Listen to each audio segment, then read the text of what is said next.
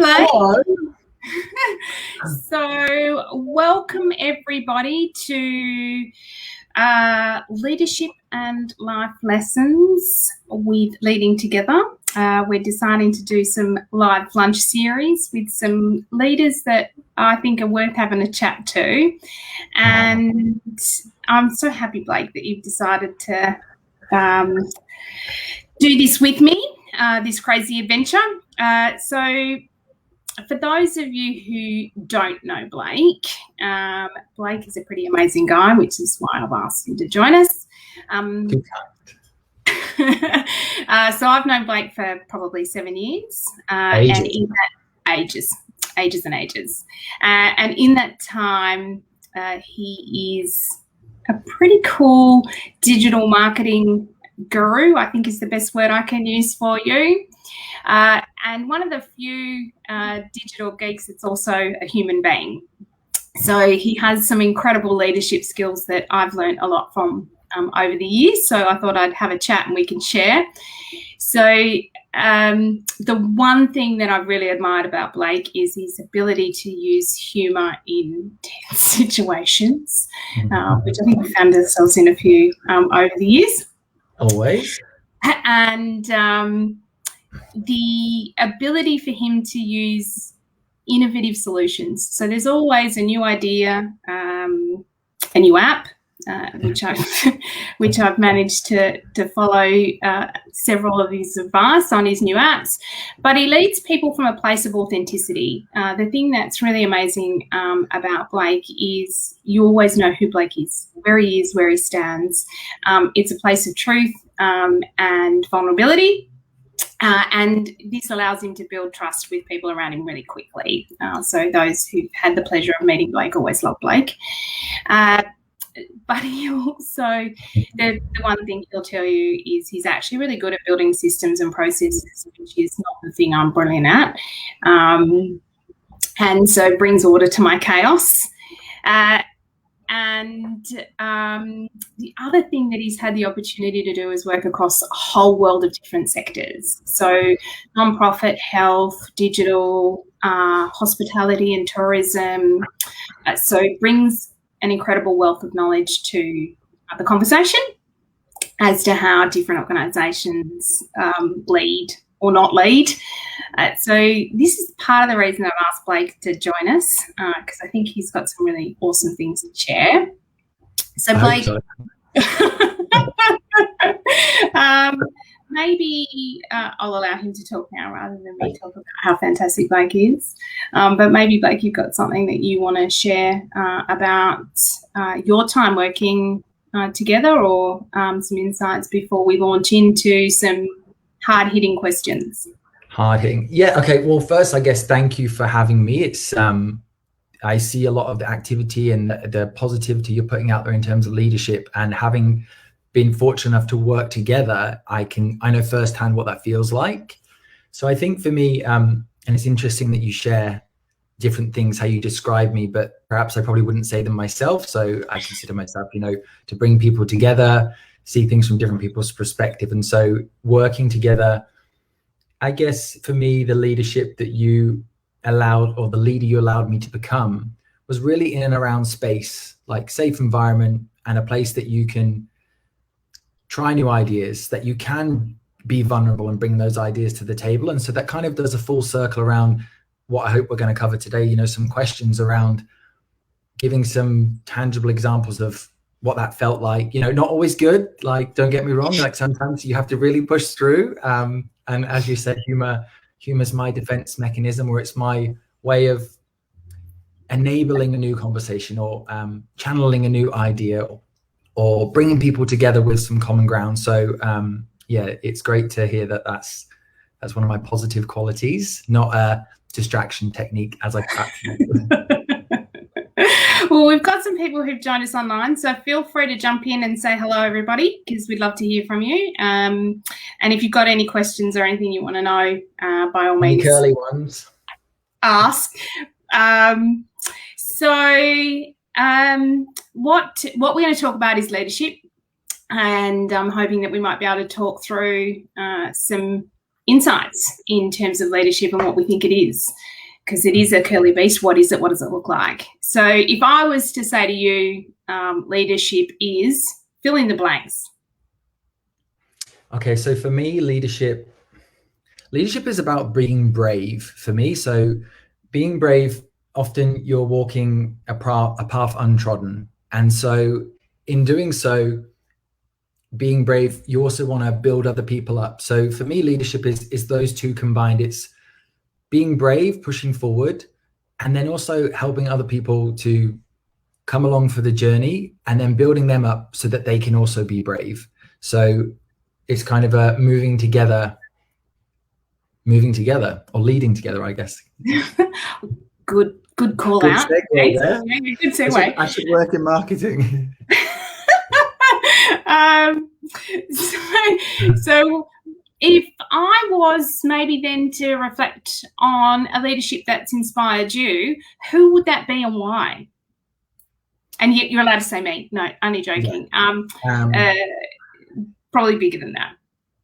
I think leadership for me emerged probably early on in life, and not in the sense of leadership at work. You know, for me, role models in terms of like, I've got a really strong mum, got great grandparents. They really shaped what it meant to be, you know, kind, caring. They were the first people to kind of demonstrate humility. And so I think for me, I really find I work best in environments where I thrive, where it's about human connection. It's about people. And so I kind of take those learnings from being an early child and knowing right from right, doing the right thing, you know, which is not always the easiest thing, but it's the right thing. So I think that, you know, if I think about my mum or grandparents or family, humor, love, how to just treat people. And that has transcended for the types of behavior that I look through in the leaders. So yourself, and I've had really strong female leaders throughout my career, who all of which I'm so grateful for, who've also demonstrated those qualities, that to treat people how you'd want to be treated yourself, in order to get the best out of them. So they're kind of my early leadership role models, I'd say. So I guess then let's talk about the other side of the coin. What's the hard leadership lesson that you've had to keep learning and unlearning that the universe keeps putting in front of you? Oh my God, take your own advice. Like, if you're trying to solve a problem, and often if you listen a lot and you really enjoy connecting with people, people will bring you their problems. And most of the time, not to solve, but just to listen. And occasionally you might be given the opportunity, you know, what do you think, or how might you frame that perspective? So I find for myself, if somebody brings me a problem, I can draw it out, and I'm quite visual, so I can draw the problem and provide many different options or solutions if that's what they need. But trying to follow that yourself, and also a bit of self-analysis, or really, you know, looking under the microscope, which no one likes to do. So how would you solve the problem if it wasn't your problem for your own? So those are the things that the universe keeps presenting to me, is if somebody else presented the problem, how would I approach that? And so why would that be different if approaching it from myself? So kind of taking those things that, you know, do as I say, not as I do. That's such a great, like a phrase that I can use time and time again. So that for me would be one of those that I just have to constantly, you know, work on yourself. Not be so hard on yourself, and all of the advice that you might give someone is to take it yourself. Oh, sometimes they're the hard ones. Where you see the most growth, like, let's be honest, you know, as you've told me before, you're a muscle that can stretch and then, you know, retreat, and you see how far you can go. And so some of those lessons for yourself and your own leadership, they are really big ones. And sometimes, again, you walk them alone because you're being vulnerable with yourself. So that's, and then when you break through the other side, and you think, well, actually it wasn't so bad, or perhaps maybe thinking it might have been this big growth thing when actually it was already there. Yeah, completely. So what is the best piece of leadership advice you've ever been given, and why? Or what's the shittiest piece of advice you've been given you need to warn us about? So the best is, I could probably answer both because I think I've heard both at certain points in my career. So the best is by far protect the culture.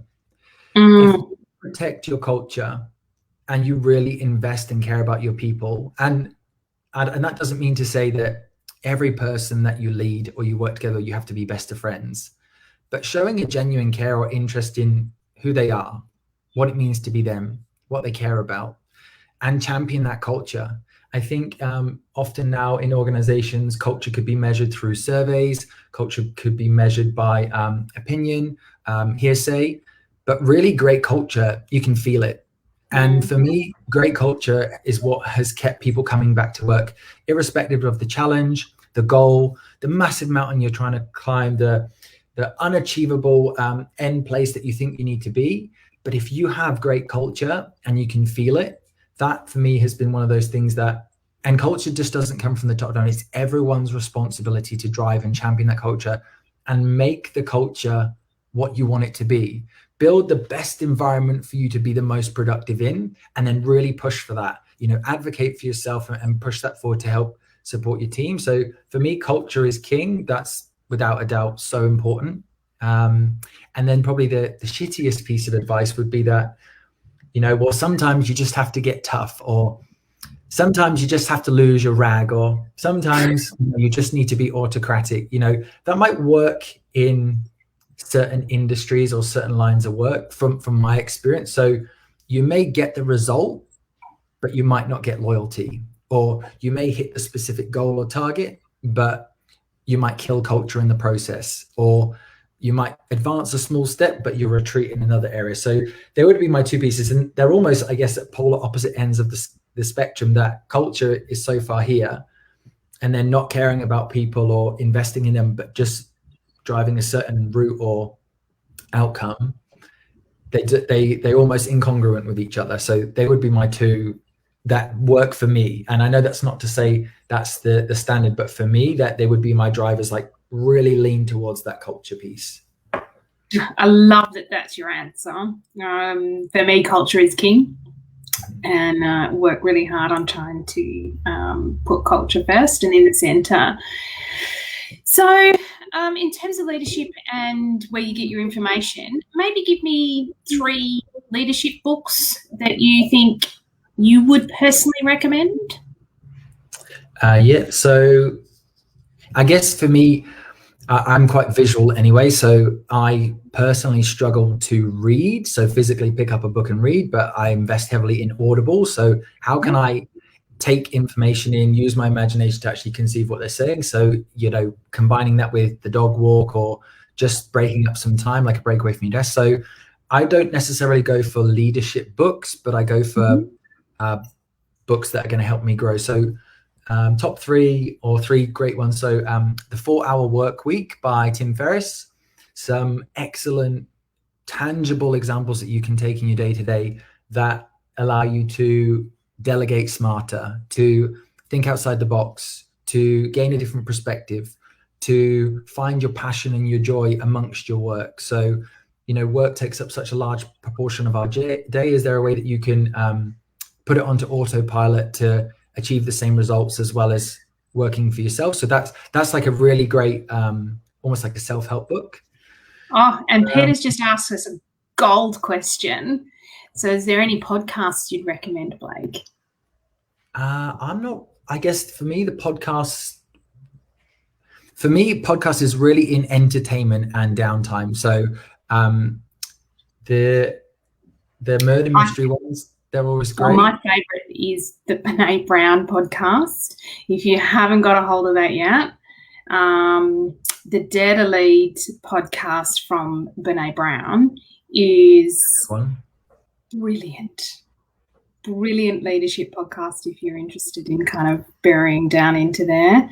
I am a little bit of a Brene Brown fanatic, so her book Dare to Lead is phenomenal. I think for me, your different outlets of so for me, when I'm listening to Audible, I'm listening to books, I'm in the growth mindset. So if I'm commuting to work in the car, 30 minutes, how can I grow myself during that point to get there and be in the right mindset to get to work? Podcast or music is like my downtime. So I guess on the other books would be Essentialism by Greg McKeown. So his concept around, busy culture, or we always consume with lots of things, but what is the essential thing? The example he gives, which is really great, is you've got a full day's worth of work, you get the call, you have to leave work at midday. Somehow you're able to prioritize and get the most essential things done and still be out the door and having done the most important things for the day. So Greg's view on essentialism and trying to pick out the best way to use your time. We have a finite amount of time in the day and we can only do so many things. And then Hal Elrod's book, The Miracle Morning. So it talks a lot about CEOs and how they approach their day and how they are able to achieve, we have the same amount of hours in our day as Beyonce. We have the same amount of hours in our day as Steve Jobs. So how is it that they're able to achieve such greatness with the same amount of hours? So The Miracle Morning really talks about getting up, investing in yourself, prioritizing the things that are going to make you the best version of yourself so that you can be the best you can in your work. So they're more like those pieces that we just constant self-development, which if you bring your full self to work, those kind of values actually dip into your leadership and might share something with other people. So they would be just 3 great ones to. And there's another one here, Tools of Titans, which is also a great mind opener. So that's some great recommendations. Some more to add to the reading list. Here's a cracker for you, Blake. So what is the one stereotype or myth of leadership that we need to let go of?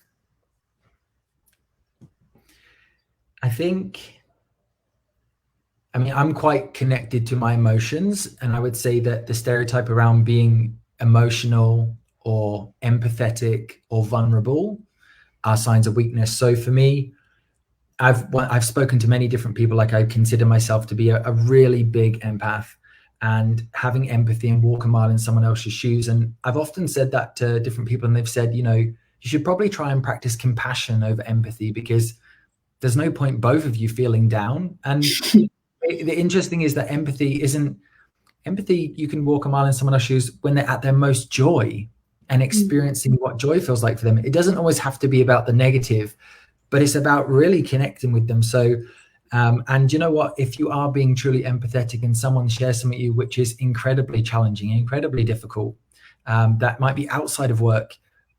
If it's sad, it's okay to be emotional. That doesn't make you any less of a leader. If anything, I think, to quote Brene Brown, I think she says, when someone tells you something awful, she says, the best thing you could say is, I don't really know what to say, but I'm just so glad you told me.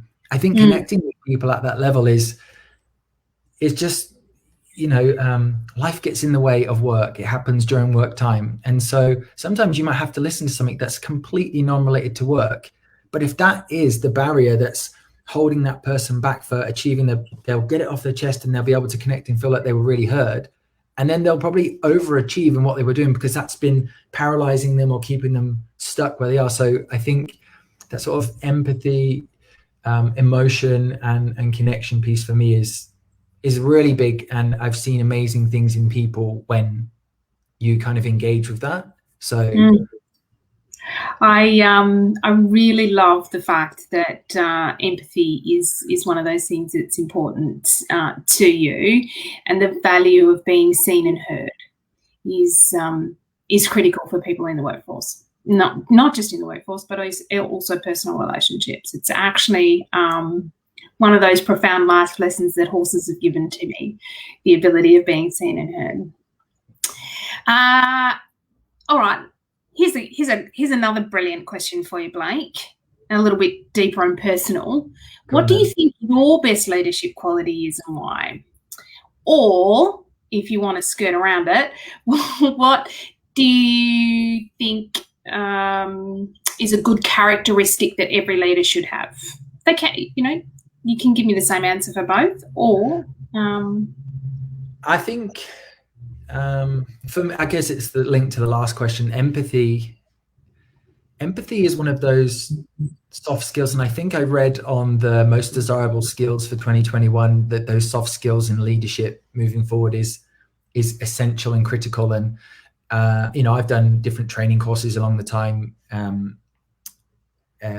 better use of emotional intelligence. And people would argue that you can't teach those things, but I believe that if you put enough effort into different ways of working, understanding yourself and how you communicate, you can definitely improve on what you've got. So for me, empathy, I think I found that some of my best personal growth, some of the growth that I've seen in the people that I've been so fortunate to work with, when you take the time to listen, and as you said, it's not just in work, it can be outside of work. I think often we're so quick to jump to solutions, like when you might be at home talking with your spouse and they tell you a problem.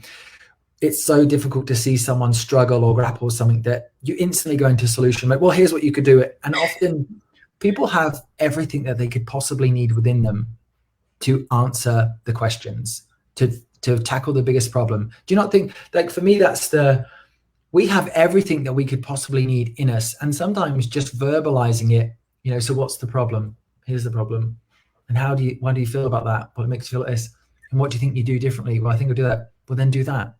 And I think just, like a sounding board that people just sometimes be with them to make those. It's a big decision for them. And I think the empathy piece is, you're able to put yourself in a position, and sometimes you're asked to provide a solution, but sometimes not. Sometimes just listen to people walk their way out of the brown paper bag that they've stuck themselves in and sealed the end.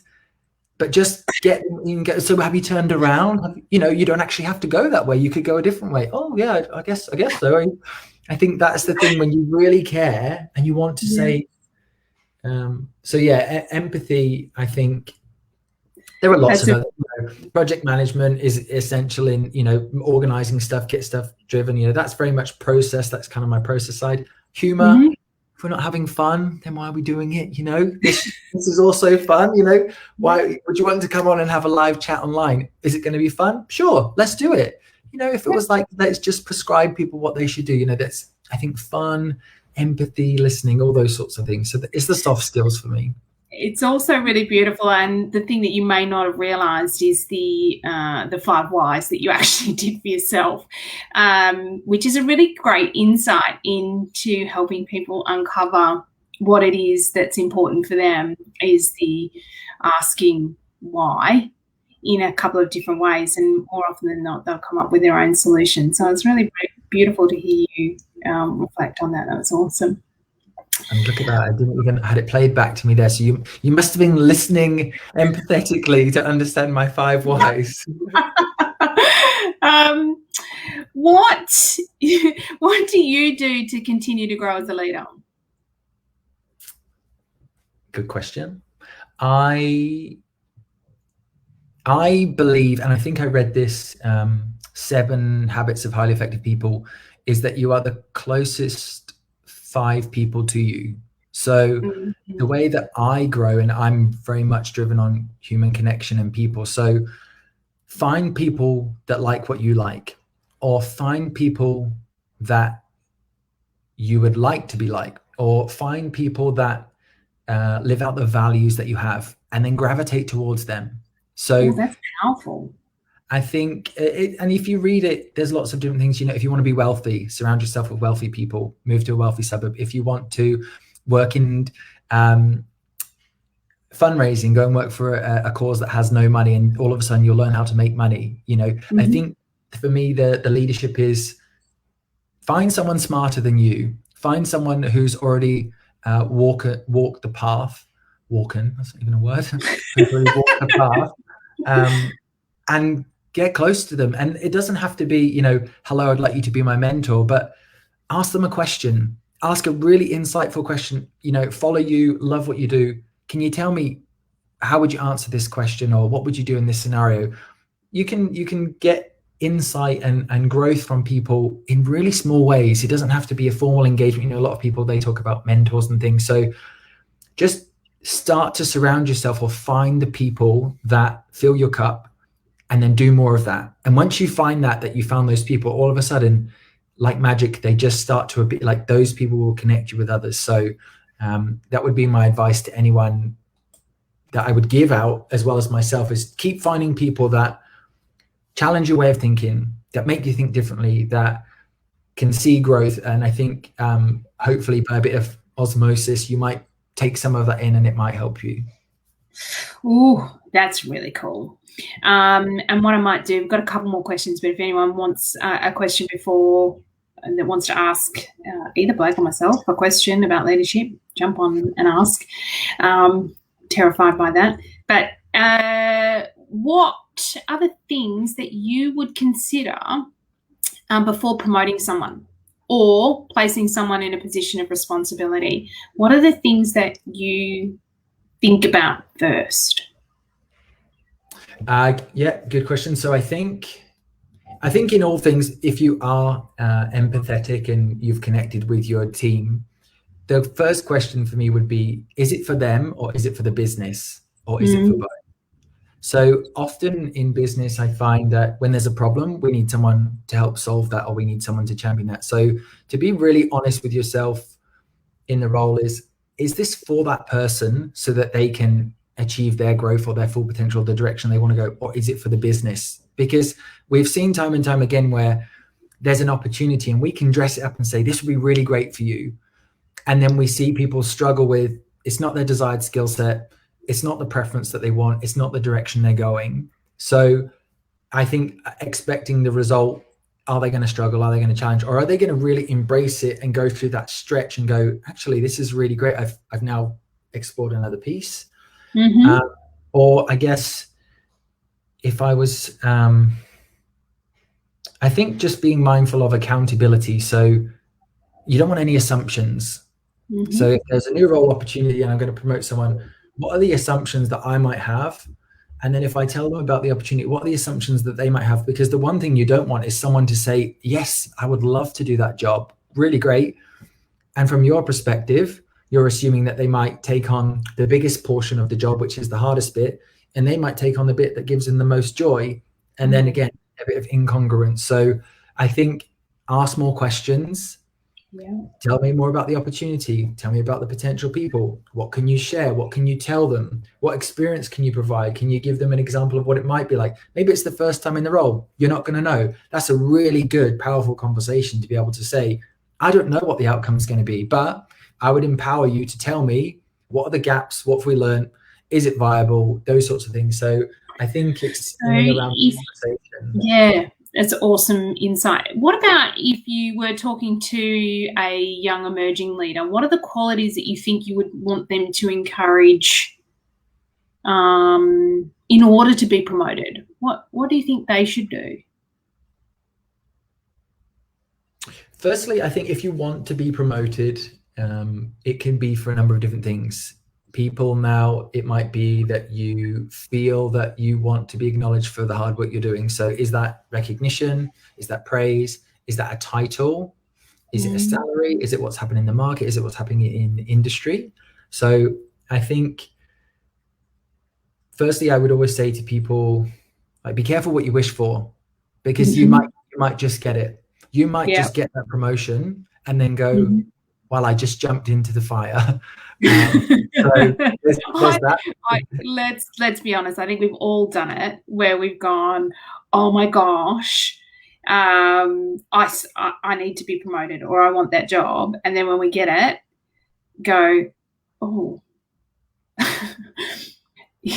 now I've got it. Cinch feet. That is tough at the top. It can be quite lonely. And I think if you come from an environment where you're thriving and very connected, and all of a sudden you step into a role where there are less leaders or less managers, that it can be quite lonely. And so you kind of have to find your groove again. And I guess, so the question you'd said, so looping back, manage up, manage up your expectations, just like there. So answer the question. So I think for me, put yourself in the position of the person, or if you want to be promoted, think about, what are the questions that they're going to ask you? Have you explored every aspect of your role? Have you got tangible examples of where you've done things? Think about, if you were in that position and someone came to you and said, I'd really like a promotion. Are you able to talk about all of the things that you're doing in your role, where you're achieving? What motivates them? What does success look like for them? Are you able to articulate that so that you can really show that you're grounded in what you're doing, and how you've got space, room to grow, that it's on your career trajectory? So it's not so much for me about asking for the promotion. it's more in and around the conversation of, and I've already anticipated what you're going to say about this, and so I've prepared for that, and I've thought about what you've said here, and I've done a bit of analysis outside, and I thought that you might also explore this. And I think from a leader, you know, if you've got someone coming to you that you haven't had to challenge them and kind of, okay, well, I want you to go away and research that. If you've already kind of explored what's there, and at the same time, if you don't know, you can also ask your leader. If I was to look for a promotion, what are some of the things that you would look for? You know, when I was going to go from this question. role to senior, what are some of the things you would look for? So give yourself a head start of trying to find the things. Awesome question. We also had a couple from the floor, which is awesome. Here we go. So Benny J's asked, what's the place of mentoring in leadership? And I know I've been fortunate to have a couple of really good mentors. So it is very lonely at the top. So getting some networks in and around you, the further up leadership becomes even more important, in my view. But the other thing that I think is really important from a leadership perspective is also understanding the type of leader you don't want to be as much as the leader you do want to be. What's your thoughts on that, Blake? Yeah, so you just said then on the leader that you don't want to be versus the leader you do. I guess my take on that would be you might not know what that is until you're in it. So often, even jumping the fire, as we said, it's like you may think that you want responsibility, accountability to lead in a certain way, and you might find when you get there that that's not what you want. It wasn't what you thought. So I guess for me, that's a very real example of where you explore an avenue and go, actually, maybe this isn't what I want, and that's okay. But the question, was it from Ben? So mentorship, I think that, like at the moment in my current employer, I work for PEXA, and we have a mentor program, which is part of the organization's makeup. So it's part of the culture. So it's actively encouraged to seek out mentors and mentees within the business. And so I'm currently fortunate to be in that program. I have just the most wonderful mentor in the business. But I also look externally for mentors. And as I said before, that doesn't mean to say you have to have a formal agreement.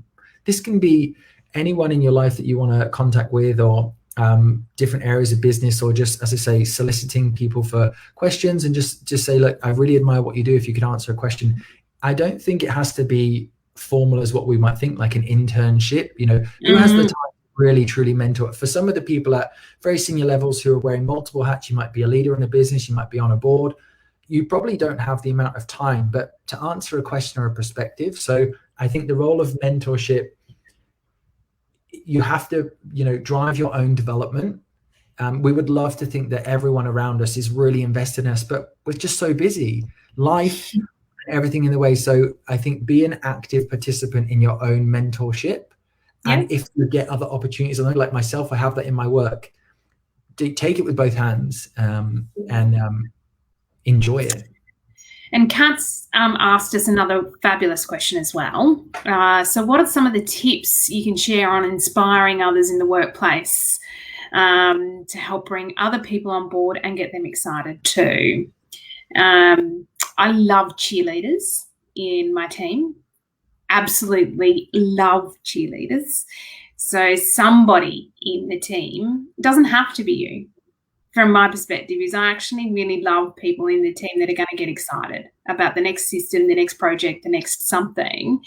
And as long as you've got some cheerleaders in your crew and in your corner, it's easy to do stuff. So easy. So find them. It may be your mentor that is your cheerleader. Maybe. It could actually be one of your staff that you're managing as your cheerleader. But for me, having that person in your corner that is going to go, yeah, I love that idea, even though it could be crap, is good for me. For me, that's what fills my cup, is having cheerleaders that are good pumper-uppers for others. But that kind of loops back to your culture. If your culture is to power people up, you know, vulnerability and saying about an idea, you know, don't care how crazy it is, just everybody.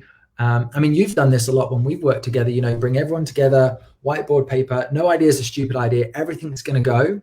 everything out there. What do you think? Like, we could be the craziest idea, want to hear it. You know, to be in a safe space where you can have idea generation and mind mapping. You know, I'm very visual, so I like to see it. And what could that look like, and how does that connect on? Oh, look, that line now joins to there. You can see it connecting. That actually a stupid or far off idea actually probably isn't that stupid. So I think the environment. So how do you inspire people? I think, again, if you can lean in, like vulnerability. Brene Brown, again, one of our favorites, she says that the birthplace of innovation is vulnerability. So how do you get true innovation and idea generation if without being vulnerable? And I think, you know, leading is, as I said in the beginning, it's about being brave for me. I have said in my time in my professional career, I've said some really outlandish ideas that people laughed at. I've said some really crazy things that now looking back, it's like, you know, just through fear of contribution, I should just say something and then say it, but nothing bad happened.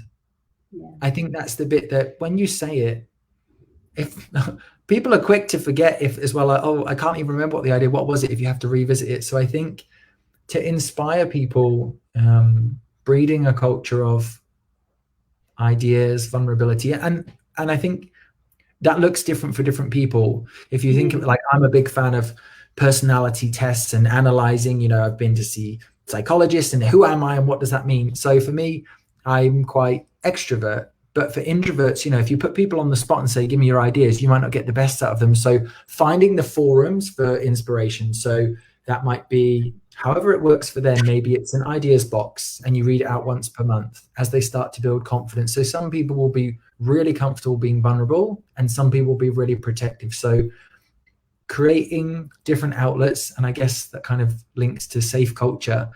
I was just going to say, it's kind of following on from that, is allowing people to fail. The best way to inspire people is to allow them a space to make mistakes and not be fearful, is reduce fear, is how to inspire people. It's not just the positive end of it, but it's also if you can, because failure is the best way to learn. And if you can learn, I would say. Yeah, quickest way. If you can allow people, give people permission to fail, it's an awesome way to create inspiration. Failing safely as well, I think. Sorry, I know you're just to move on then, but failing safely is, I think, part of leadership. And I know that you've taught me a lot in this space, is that if you've got enough time in your rollout of whatever you're running. So in marketing, it's very much time driven. You know, we've got this idea and we need to roll out at this point. If you have enough time and enough padding and there's a little bit of budget to move, you can fail in time.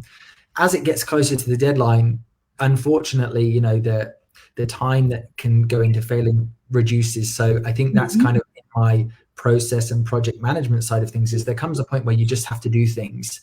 Yep. But that's a learning in itself. Well, what do we want to do next time so that we can provide that environment? So let's put longer lead time in, so that if it takes you 2 weeks to come up with the ideas, well, I'm going to add that into the timeline so that you still get the chance to test, but we still hit the goals, because inevitably we're still a business. We still need to drive a result. And so I think that's a balance of leadership and management, where knowing your people, if it takes them longer to come up with an idea, provide the time that they can. If the time frame is always too short, you're probably never going to get ideas, because you're always just going to get churn. So I think that's plan for ideas and fun. Fantastic. And yeah, I love it. So we're getting close to time. So I'm going to ask you one last question, which is, and this is one of my favorites, because I'm deeply trying to practice gratitude at the moment. It's my favorite thing to do. So what are you deeply grateful for now? I am so grateful for connection. And a bit about like my backstory. So I left the nonprofit sector around about 12 months ago. So my husband, work circumstances changed when COVID hit, as it did for many people. And so I left the third sector and went into the first sector. So now I work for commercial business. And the power of connection when you start a job remotely, to have people that you can just pick up the phone. And for a long time, always for me, that's been a lot of it has been surrounded by my work, because you work so closely together in an office. When you're remote, at the end of a screen, it can be hard to demonstrate empathy. Like, that is a real legitimate piece. So I think for me, the connection, all my family live in the UK. So connection, technology, all of those sorts of things that I can't imagine what it would have been like to go through a pandemic in a time before technology, where we had letters and long distance phone calls. So it's really in people and in connection. And I've learned a lot about myself during the pandemic and the lockdown of what really does fill my cup. What is it that gets the best out of me? What is it that I need to find? Where's the balance in my day? Like, how much connection do I need to have with people to get my best self? And obviously it's ebbs and flows. Some days you need to borrow from one column to another to get your job done. And sometimes you maybe need to pull back on your work and invest in your connection, because that's what works for me. That's not the same for everyone. I know other people are motivated very differently. Some people will have thrived during a lockdown and been so focused on their job and achieved such great results that actually now it might be the reverse in coming back to a new normal, that they may really struggle with, how can I get the same output that I had? So theirs might be in reverse. But I know for me, it was revisiting those new norms and really finding my connection and the people around me that help boost me and push me forward, especially when you're running on empty. And I know that so many people have during COVID, because everything had to change and you don't have a benchmark or a standard. So I'm so grateful to loop back again. I'm just so grateful for the connections I have and the people in my life. I couldn't be more thankful for them, all of you. That's actually a really beautiful way to wrap up what has been an awesome conversation. And thank you for chatting with me. I'm incredibly grateful for connections too, Blake. COVID has taught us a lot of things. Taught us the power of internet, taught us the power of, if I have to do another, live broadcasts. Wow, look at us go. But also the things that really matter. And when you're not able to physically connect with somebody, it's amazing how much you desperately want. I don't know about you, but desperately want to hug those people that are close to you even tighter. So thank you for being brave. Thank you for connecting. I think it really does talk to my value that just by doing this, if it has provided anybody with just one spark of a new idea, that maybe I'll enjoy that book, or maybe I'll read up about empathy or something, and then that helps them to connect better with people. I mean, it's just a small, I think you've said this, small change, big difference. If something like this can allow more people to connect, then that more than fills my cup for February. You know, what an amazing thing that you've done to invite me here to talk about this. So thank you.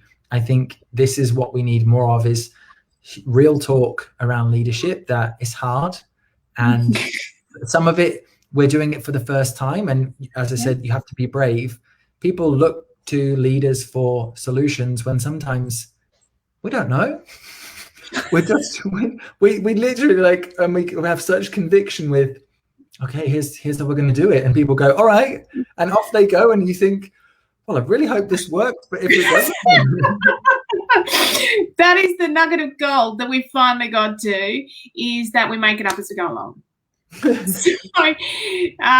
just be brave, make it up, and connect. Connect empathetically with conviction.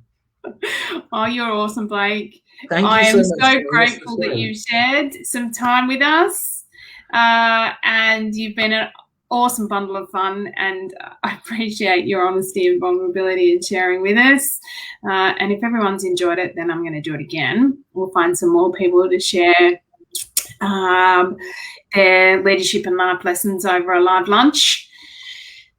I'm really glad the text stayed up for the whole time as well. So that I'm really grateful for right now.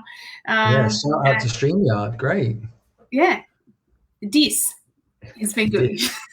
Yeah. All right. Well, thank you so much, and have a great rest of the week ahead.